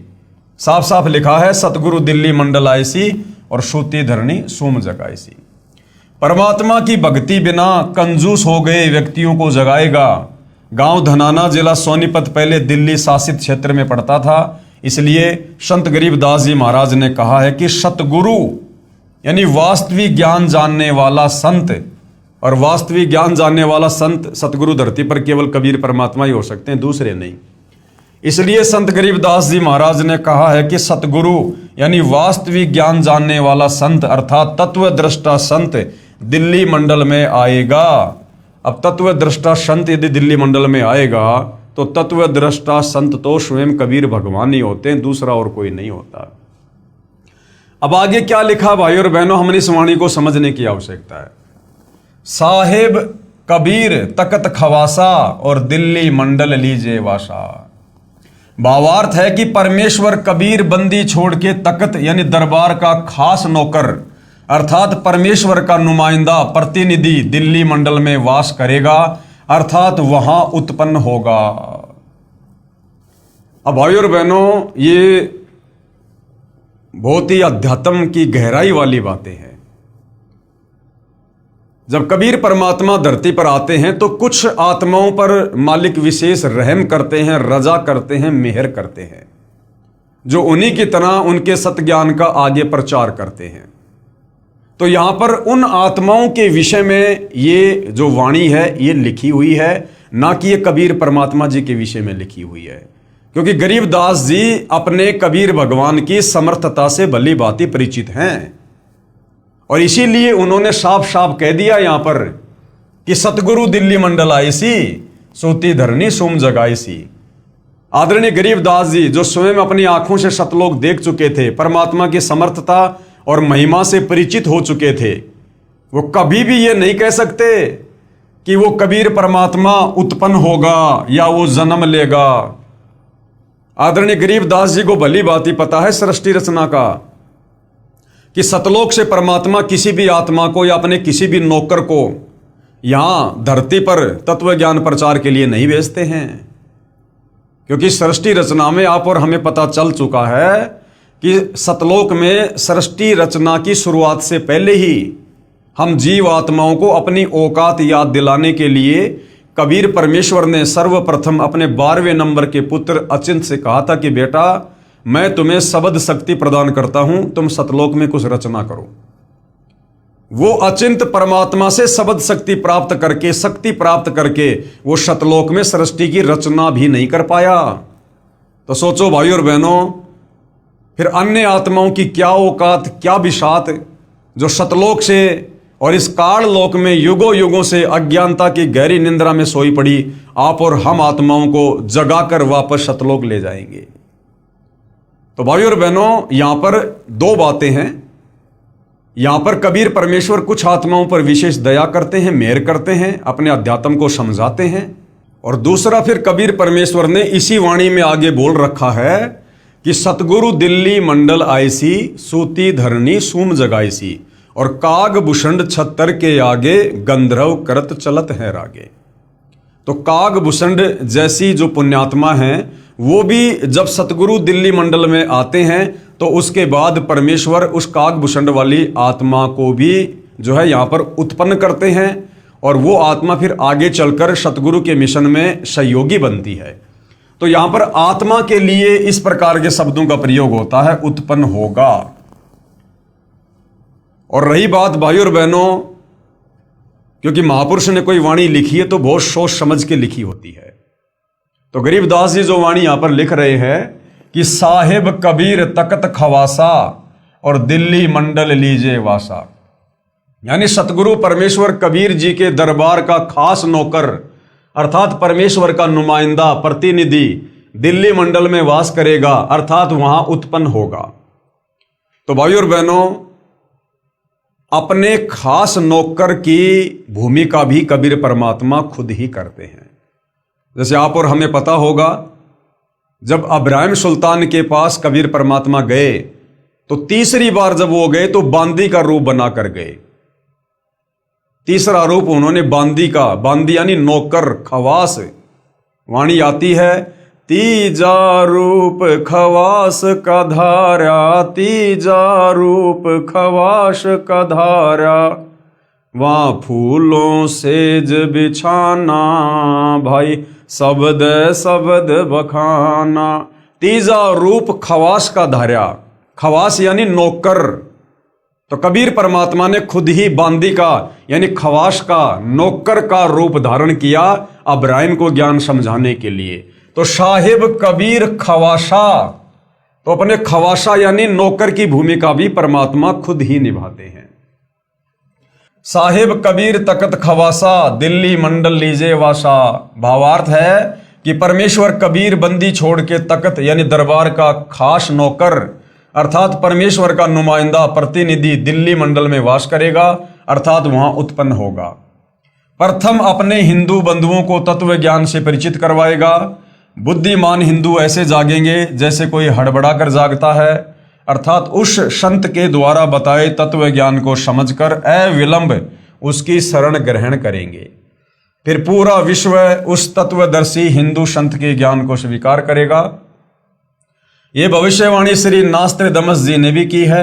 नास्त्रदमस जी ने यह भी लिखा है कि मुझे दुख इस बात का है कि उससे परिचित न होने के कारण मेरा सायरन तत्वदृष्टा संत उपेक्षा का पात्र बनेगा। हे बुद्धिमान मानव उसकी उपेक्षा ना करो। नास्त्रदामस जी कह रहे हैं कि उस महान धार्मिक नेता तत्वदर्शी संत की उपेक्षा मत करना, उसकी निंदा मत करना, बुराई मत करना, उसी से आत्मा का कल्याण संभव है। और उस तत्वदर्शी संत को कितना सम्मान देना है, कितना आदर सत्कार देना है। नास्त्रदामस जी क्या कह रहे हैं, वह तो सिंहास नस्त करके, सिंहास नस्त यानी आसन पर बैठा कर, और आराध्य देव यानी इष्ट देव यानी अपना परमपिता परमात्मा मानकर, आराध्य देव यानी इष्ट देव रूप में मानने योग्य है। यानी उस तत्वदर्शी संत को अपना इष्ट, अपना कबीर भगवान, अपना परमेश्वर मानकर और उनको सिंहासन पर बैठाकर उनकी पूजा करनी चाहिए। पूजा, क्योंकि वो स्वयं कबीर भगवान ही होगा। कबीर परमेश्वर जी के अलावा इस संसार में दूसरा कोई भी प्राणी, वो चाहे ब्रह्मा विष्णु महेश है, चाहे दुर्गा है, चाहे काल है, चाहे अक्षर पुरुष है, वो पूजा के योग्य नहीं है। क्योंकि जीव कभी भी अपनी पूजा नहीं करवा सकता, और ना जीव की पूजा करने से हमारी आत्मा की मुक्ति होगी। ये भले मजबूरीवश अपने आप को यहाँ पर भगवान साबित करके बैठे हैं, ये देवी देवता काल अक्षर पुरुष, परंतु ये वास्तव में पूजा के योग्य नहीं है। तो उस तत्वदर्शी संत को अपना आराध्य, अपना इष्ट देव मानकर यानी अपना भगवान मानकर और सिंहास नस्त करके यानी सिंहासन पर बैठाकर उनकी पूजा करनी चाहिए, उनकी आरती उतारनी चाहिए। वह हिंदू धार्मिक संत सायरन आदि पुरुष यानी पूर्ण परमात्मा का अनुयायी जगत का तारणहार है। तो भाई सतगुरु रामपाल जी स्वयं ही पूर्ण परमात्मा हैं, ये किसी के अनुयायी नहीं है, ये तो यहां पर अनुयायी बनाने के लिए आए हैं। नास्त्रदामस जी भविष्य वक्ता ने पुस्तक पेज नंबर 41 और 42 पर 3 शब्द का उल्लेख किया है। कहा है कि वह विश्व विजेता तत्वदृष्टा संत क्रूर चंद्र अर्थात काल की दुखदायी भूमि से छुड़ाकर यानी 21 ब्रह्मांड से छुड़वाकर अपने आदि अनादि पूर्वजों के साथ यानी सतलोक में वारिस बनाएगा तथा मुक्ति दिलाएगा। यहां पर उपदेश मंत्र की ओर संकेत है कि वह सायरन केवल 3 शब्द ओम तत् सत्य ही मंत्र जाप देगा। एक विजयी ज्ञाता, ये जो 3 शब्द हैं ये नाम दीक्षा की ओर संकेत कर रहे हैं।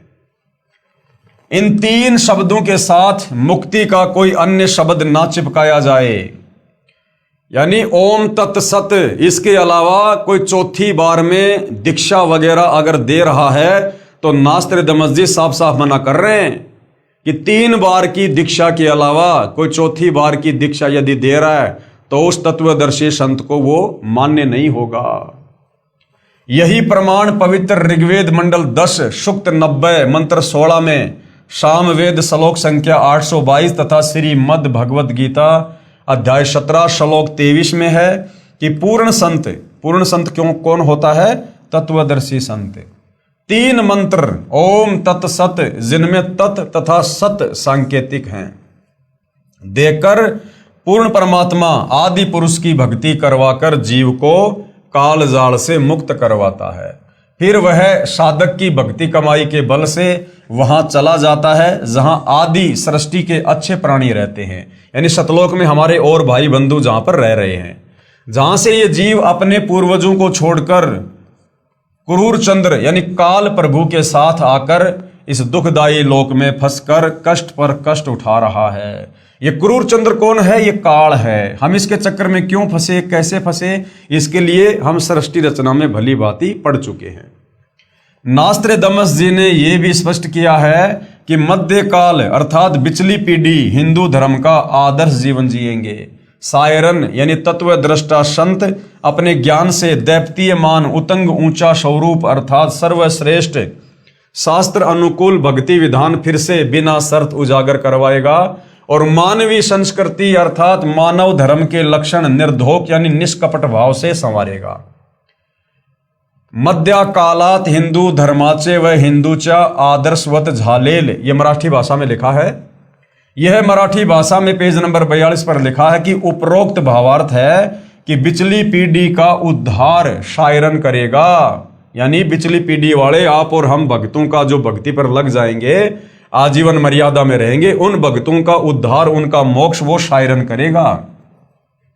ये उल्लेख पेज नंबर 42 की हिंदी लिखना रह गया था, इसलिए यहां लिख दिया है तथा स्पष्टीकरण भी दिया है। यही प्रमाण स्वयं पूर्ण परमात्मा कबीर जी ने कहा है कि धर्मदास तोहे लाख दुहाई, सार ज्ञान कहीं बार न जाई, सार नाम बाहर जो परही, बिचली पीढ़ी हंस नहीं तरही, सार ज्ञान तब तक छुपाई, जब तक द्वादश पंथ ना मिट जाई।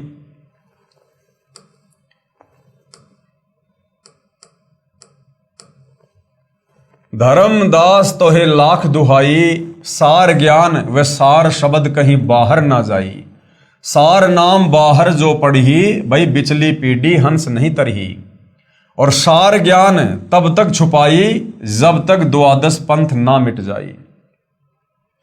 जैसे ईस्वी सन 1947 में भारतवर्ष अंग्रेजों से मुक्त हुआ, उससे पहले हिंदुस्तान में शिक्षा नहीं थी।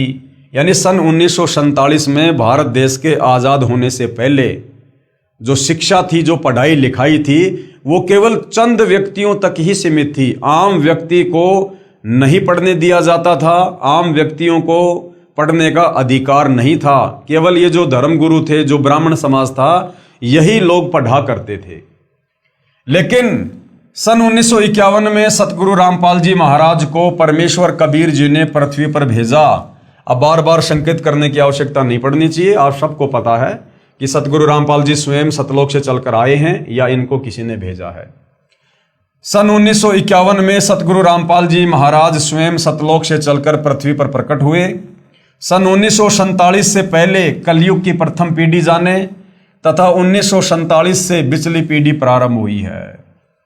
सन 1947 से पहले कलयुग की प्रथम पीढ़ी और सन 1947 के बाद कलयुग की दूसरी पीढ़ी शुरू होती है। यानी जैसे ही सतगुरु रामपाल जी 8 सितंबर 1951 को धरती पर प्रकट होते हैं, उसी दिन कलयुग की दूसरी पीढ़ी शुरू हो जाती है और यह 1000 वर्ष तक सत्य भक्ति करेगी। इस दौरान जो पूर्ण निश्चय के साथ भक्ति करेगा वह सतलोक चला जाएगा। जो सतलोक नहीं जा सके तथा कभी भक्ति की, कभी छोड़ दी, परंतु गुरु द्रोही नहीं हुए, वे फिर हजारों मनुष्य जन्म इसी कलयुग में प्राप्त करेंगे, क्योंकि ये उनकी शास्त्र विधि अनुसार साधना का परिणाम होगा। इस प्रकार कई हजारों वर्षों तक कलयुग का समय वर्तमान से भी अच्छा चलेगा। फिर अंत की पीढ़ी यानी तीसरी जो पीढ़ी होगी वो भक्ति रहित उत्पन्न होगी। उस समय भक्ति का नामो निशान खत्म हो जाएगा, क्योंकि शुभ कमाई जो भक्ति युग में की है वर्तमान में वह बार बार जन्म प्राप्त करके खर्च यानी समाप्त कर दी जाएगी। इस प्रकार कलयुग के अंत की पीढ़ी कृतघ्नी होगी, वे भक्ति नहीं कर सकेंगी। इसलिए कहा है कि अब कलयुग की बिचली पीढ़ी चल रही है। 1947 से सन 2006 से वह सायरन यानी धार्मिक नेता, तत्वदर्शी संत सभी के समक्ष प्रकट हो चुका है। वह है सतगुरु रामपाल जी महाराज। उपरोक्त ज्ञान जो बिचली पीढ़ी व प्रथम तथा अंतिम पीढ़ी वाला सतगुरु रामपाल जी महाराज अपने प्रवचनों में वर्षों से बताते आ रहे हैं, जो अब नास्त्रदमस जी की भविष्यवाणी ने भी स्पष्ट कर दिया है। इसलिए संत गरीबदास जी महाराज ने कहा है कि कबीर परमेश्वर की भक्ति पूर्ण संत से उपदेश लेकर करो, नहीं तो ये अवसर फिर हाथ नहीं आएगा। गरीब समझा है तो सिर धर पाओ, बहुर नहीं रे ऐसा दाव। कि अगर तुम्हें सच्चे संत की परिभाषा समझ में आ गई है और तुम्हें यकीन हो गया है कि धरती पर वर्तमान में पूर्ण संत केवल सतगुरु रामपाल जी हैं, इन्हीं के पास पूर्ण ज्ञान है, आध्यात्मिक मार्ग है, और यदि इनसे उपदेश नहीं लिया तो आत्मा का कल्याण नहीं हो पाएगा। यहाँ पर असंख्य युगों के लिए कष्ट भोगने के लिए रह जाएंगे। तो अगर ये बात तुझे समझ में आ गई है, समझा है तो सिर धर पाँव, कि तेजी से दौड़ ले। सर पर पांव रख के दौड़ने का मतलब है जैसे आपत्ति के समय इंसान बहुत तेज गति से दौड़ता है। इसी प्रकार यदि आपको ये बात समझ में आ गई है कि यदि हमने सत भक्ति नहीं की सतगुरु रामपाल जी से उपदेश लेकर, और यदि सतगुरु रामपाल जी सतलोक के लिए प्रस्थान कर गए, उसके बाद कुछ भी हाथ नहीं आएगा, तो भैया अपनी आत्मा के कल्याण के लिए फटाफट उनके ज्ञान को सुन समझ उनसे उपदेश लेके भक्ति मार्ग पर लग गए। बहुर नहीं रे ऐसा दाव, ये मौका फिर बाद में हाथ नहीं आएगा। भावार्थ है कि यदि आप तत्व ज्ञान को समझ गए हैं तो सिर पर पैर रख अर्थात अति शीघ्रता से तत्वदर्शी संत रामपाल जी महाराज से उपदेश लेकर अपना कल्याण करवाओ। यह सुअवसर फिर प्राप्त नहीं होगा। जैसे ये पिछली पीढ़ी यानी मध्य काल वाला समय और आपका मानव शरीर तथा तत्वदृष्टा संत प्रकट है। यदि अब भी भक्ति मार्ग पर नहीं लगोगे तो उसके विषय में कहा है, ये संसार समझदा नाही कहंदा शाम दोपहरे नू, और गरीब दास ये वक्त जात है फिर रोगे इस पहरे नू। इस समय को फिर कुत्ते बनकर ऊपर मुंह करके रात्रि में रोया करोगे। भावार्थ है कि संत गरीबदास जी महाराज कह रहे हैं कि ये भोला संसार शास्त्र विधि रहित साधना कर रहा है जो अति दुखदायी है। यानी हमारे धर्म ग्रंथों के विरुद्ध यदि हम नाम जाप करेंगे, भक्ति करेंगे, कर्म धर्म करेंगे तो उससे हमें दुख मिलेगा, हमारे कर्म नहीं कट सकते, मोक्ष नहीं होगा। इसी को सुखदायी कह रहा है। जैसे जून महीने दोपहर दिन के 12 बजे में धूप में खड़ा जल रहा है, उसी को सांझ बता रहा है यानी ठंडा मौसम बता रहा है। जैसे कोई शराबी व्यक्ति शराब पीकर सड़क पर पड़ा है और उससे कोई कहे कि आप दोपहर की धूप में क्यों जल रहे हो, छाया में चलो, वह शराबी शराब के नशे में कहता है कि नहीं ये तो सांझ है, कौन कहता है कि दोपहर है। इसी प्रकार जो साधक यानी भगत शास्त्र विधि त्याग कर यानी अपने धर्म शास्त्रों के विपरीत मनमाना आचरण कर रहे हैं, वे अपना जीवन नष्ट कर रहे हैं। उसे त्यागना नहीं चाहते अपितु उसी को सर्वश्रेष्ठ मानकर काल के लोक की आग में जल रहे हैं। ये मंदिर मस्जिद चर्च गुरुद्वारे कावड़ लेके आना, पैदल यात्रा करना, मनमुखी भंडारे करना, पत्थरों की पूजा करना, लोग इन्हीं को सर्वश्रेष्ठ साधना मानकर जो लगे हुए हैं और यदि उन्हें कोई समझाने का प्रयास करता है तो वो मानते नहीं, तो ऐसे लोग फिर आने वाले समय में बहुत ज्यादा कष्टों को प्राप्त होंगे। संत गरीबदास जी महाराज कह रहे हैं कि इतने प्रमाण मिलने के पश्चात भी सत साधना पूर्ण संत के बताए अनुसार नहीं करोगे तो ये अनमोल मानव शरीर तथा पिछली पीढ़ी का भक्ति युग हाथ से निकल जाएगा। फिर इस समय को याद करके रोओगे, बहुत पश्चाताप करोगे, फिर कुछ नहीं बनेगा। परमेश्वर कबीर बंदी छोड़ने कहा है, भाई अच्छे दिन पाछे गए और सतगुरु से किया ना हेत, अब पछतावा क्या करे जब चिड़िया चुग गई खेत। सर्व मानव समाज से प्रार्थना करते हैं कि पूर्ण संत रामपाल जी महाराज को पहचानो तथा अपना व अपने परिवार का कल्याण करवाओ, अपने रिश्तेदारों तथा दोस्तों को भी बताओ तथा पूर्ण मोक्ष पाओ। स्वर्ण युग प्रारंभ हो चुका है यानी भक्ति युग शुरू हो चुका है। लाखों पुण्यात्माएं सतगुरु रामपाल जी तत्वदर्शी संत को पहचान कर सत्य भक्ति कर रहे हैं। वे अति सुखी हो गए हैं, सर्व विकार छोड़कर निर्मल जीवन जी रहे हैं। कृपया आगे पढ़िए महाराष्ट्र के ज्योतिष शास्त्री का मराठी भाषा में नास्ट्रेडमस की भविष्यवाणियों का अनुवाद। अब भाई और बहनों, ये आपने अभी तक जो पढ़ा है, जो देखा है, ये पवित्र पुस्तक ज्ञान गंगा में एक भगत के द्वारा जैसा उन्होंने सतगुरु रामपाल जी के तत्व ज्ञान को जाना है, समझा है, और जैसा उन्होंने सतगुरु रामपाल जी को अपनी दृष्टि से पहचाना है, उस आधार से उन्होंने यहाँ पर उनके संक्षिप्त लीला में जीवन के विषय में हमें समझाने का प्रयास किया है। अब भाई और बहनों, सतगुरु रामपाल जी के कुछ भगत हैं जो वास्तव में सतगुरु रामपाल जी के विशेष आशीर्वाद से उनके तत्व ज्ञान को समझकर उन्हीं के आशीर्वाद से उनकी पहचान कर चुके हैं। और उनकी पहचान करने के बाद जो भाव, जो श्रद्धा, जो समर्पण अपने गुरुदेव भगवान के प्रति एक नेक भगत का होता है, उस आधार से उन भक्तों ने सतगुरु रामपाल जी के संक्षिप्त लीला में जीवन परिचय को अपने शब्दों में जो है लिखा है। तो वो भी आपको थोड़ा सा एक बार दिखा देते हैं। 7 समुद्र की मशी करूं, लेखनी करूं बन राय, और धरती का कागज करूं, गुरु गुण लिखा न जाए। यहाँ पर परमात्मा से ज्यादा महत्व सतगुरु को दिया गया है, गुरु को दिया गया है, क्योंकि परमात्मा कबीर जी स्वयं ही गुरु रूप धारण करके आप और हमें इस काल के लोक में तत्व ज्ञान समझाने के लिए आते हैं। तो यहाँ पर सतगुरु रामपाल जी परमेश्वर जी का संक्षिप्त लीला में जीवन परिचय लिखा गया है, आप जी को दिखा रहे हैं।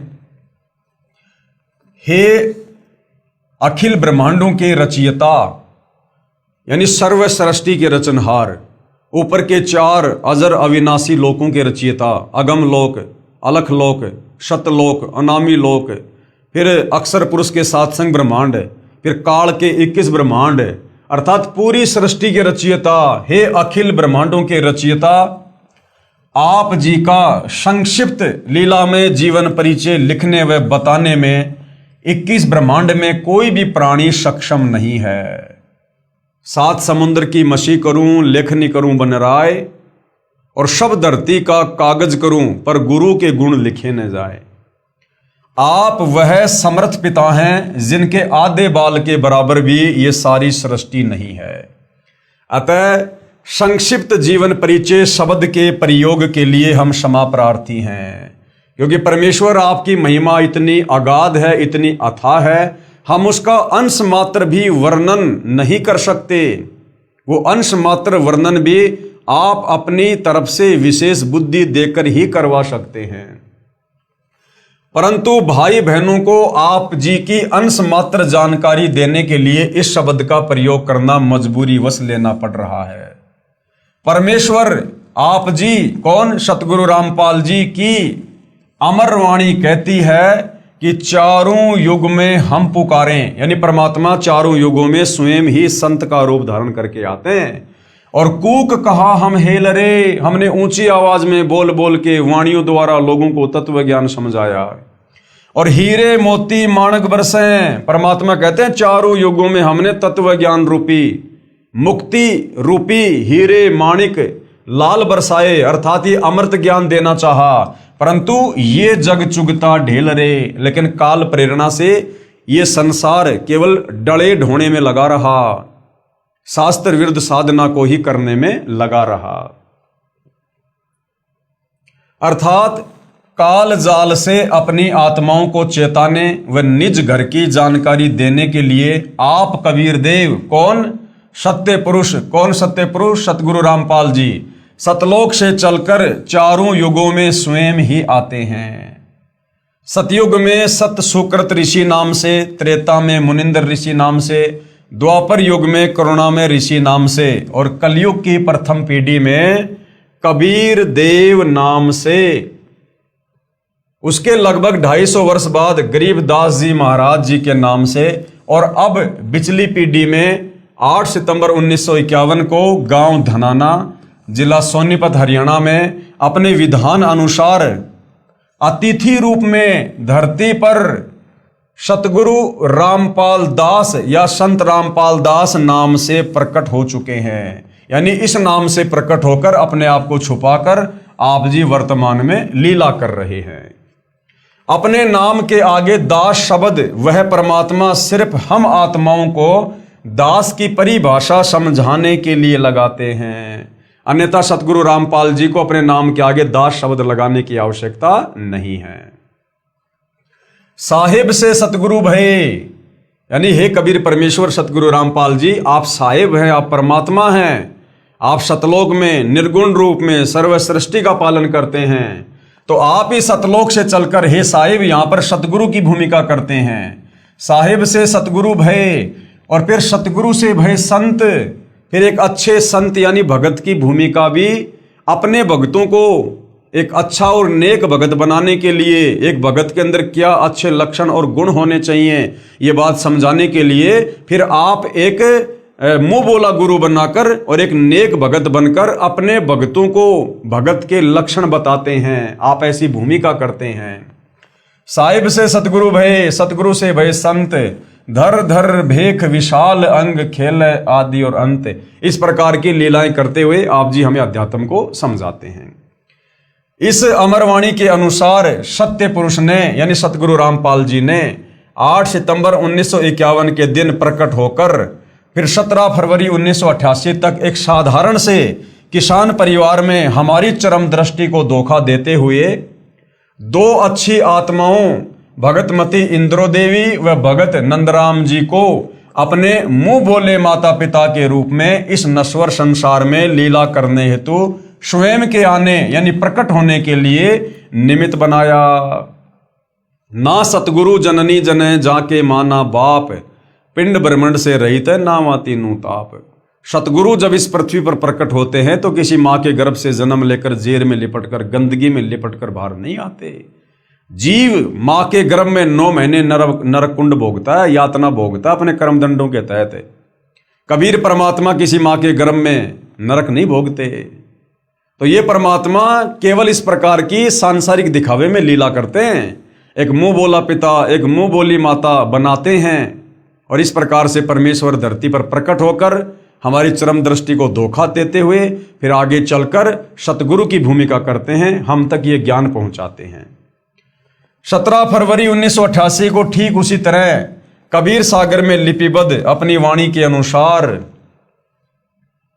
600 साल पहले की तरह गुरु शिष्य परंपरा व भगत बनकर हम जीव आत्माओं को एक भगत के लक्षण समझाने के लिए जैसे पंडित रामानंद जी को मुंह बोला गुरु बनाया था, ठीक उसी तरह जगत गुरु होने के उपरांत भी 17 फरवरी 1988 को आदरणीय रामदेवानंद जी को अपना मुंह बोला गुरु बनाकर 12वें पंथ में प्रवेश किया तथा उसके बाद सन 1994 से सत्संग व नामदान देना शुरू करके सच्चे सतगुरु की भूमिका निभा रहे हैं। साहिब से सतगुरु भय, सतगुरु से भय संत।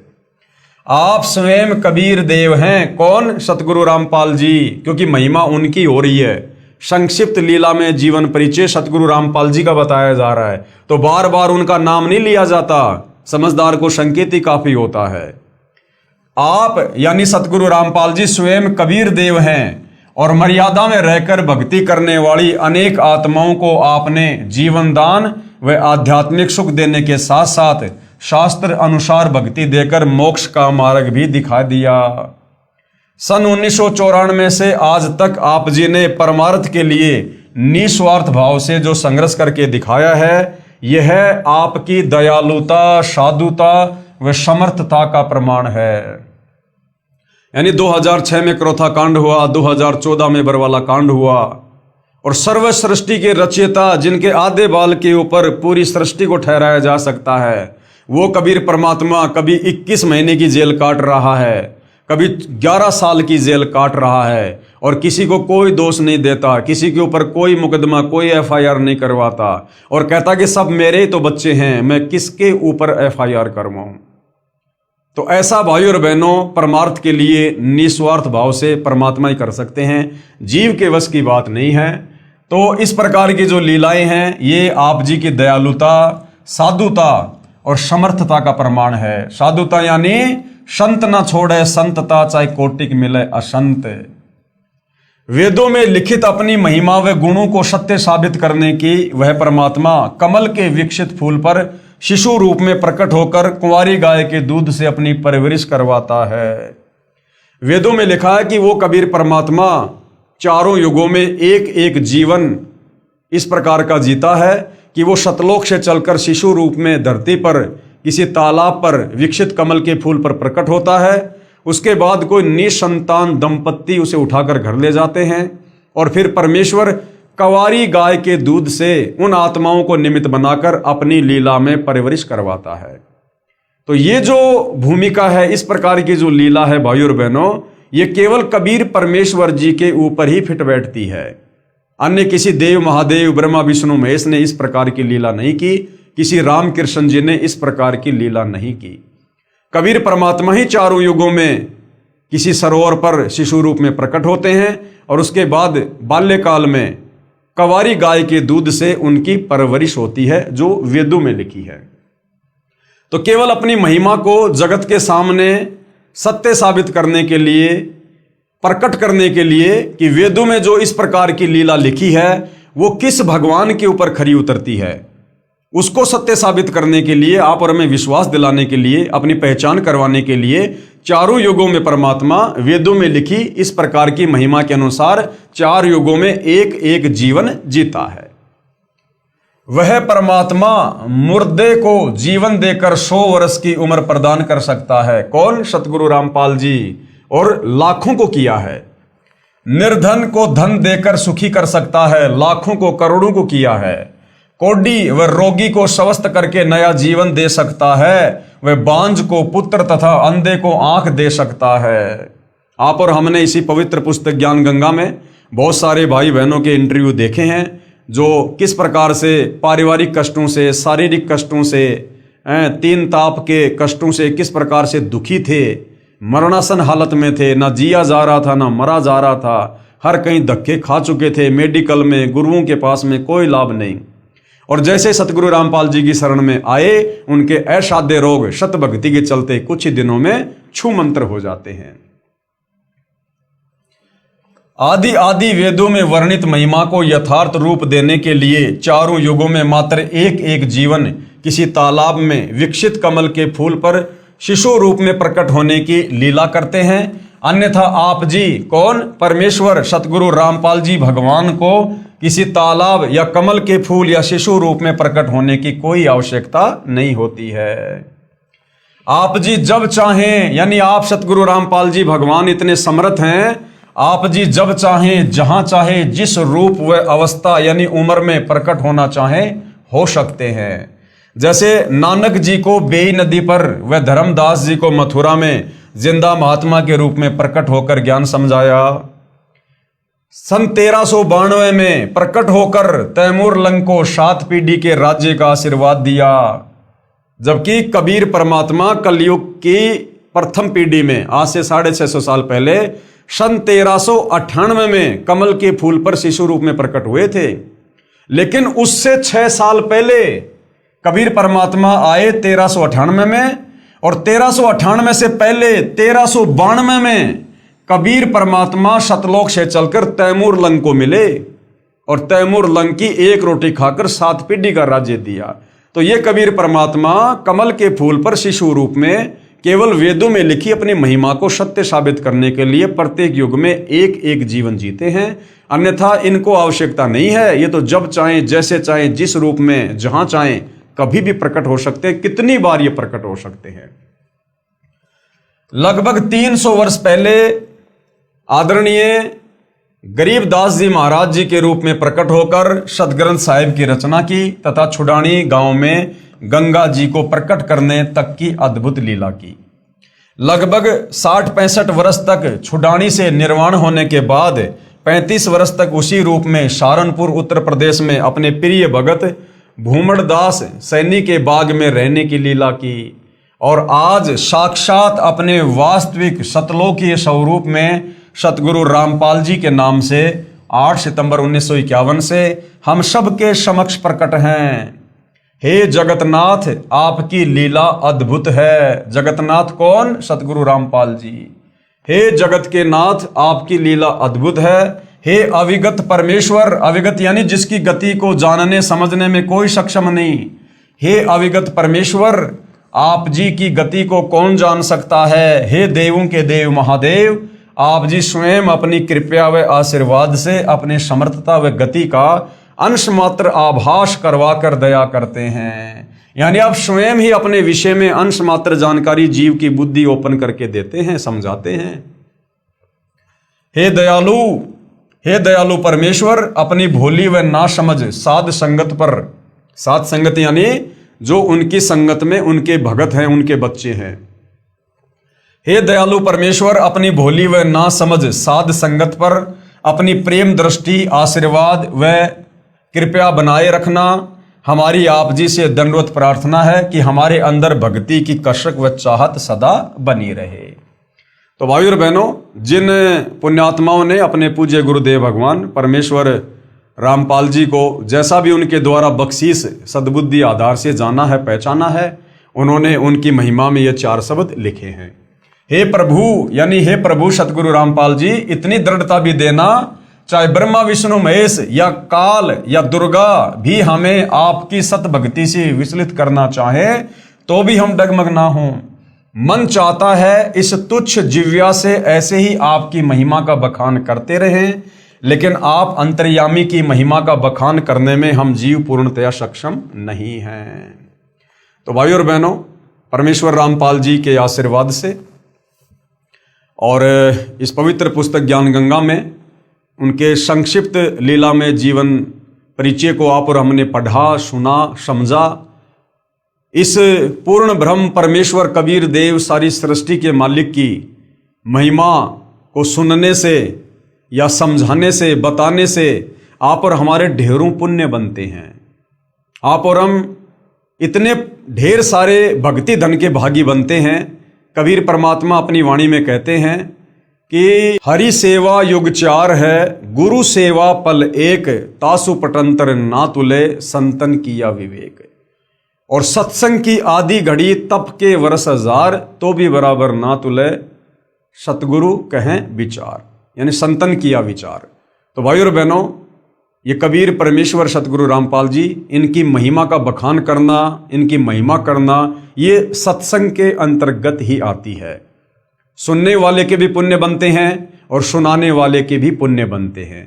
एक ने कही दूजे ने मानी, कहे कबीर वो दोनों ज्ञानी।